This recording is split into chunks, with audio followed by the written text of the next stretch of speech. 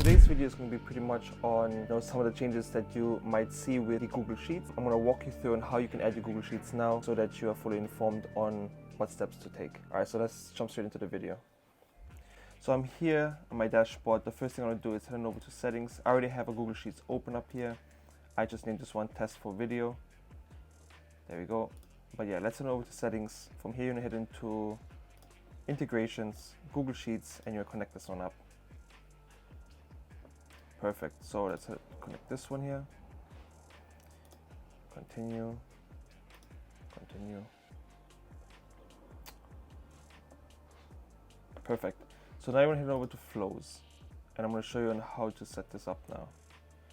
I'm going to add a new one. I'm going to call this one Google Sheets.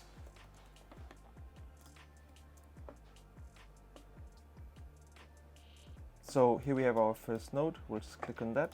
Add content, actions, Google Sheets right here. You want to click on this, and as you can see, we'll have this as send data, and on the spreadsheet it shows nothing.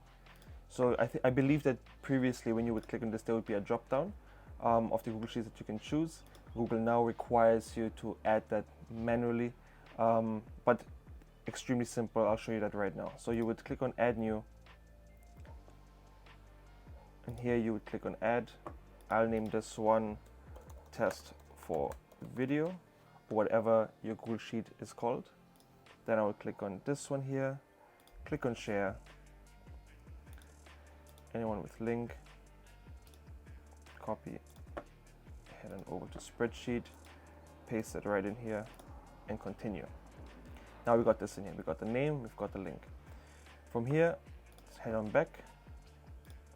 Still nothing. Let's just refresh this real quick. So as you can see, it's been added. I can just click on this, and now I can, okay, yeah, my bad.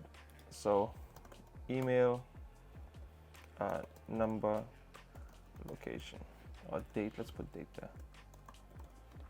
Perfect. Let's try this again. Google Sheets, send data, test for video, and yeah, that's how you would add in your Google Sheets. Now I hope this video was informative. There's constantly updates happening, so we're always going to be able to accommodate, to adapt for this kind of things. I believe there is more information coming out on this, such as documentations and more videos. So thank you for your time. I hope this helped you out, and I'll catch you later.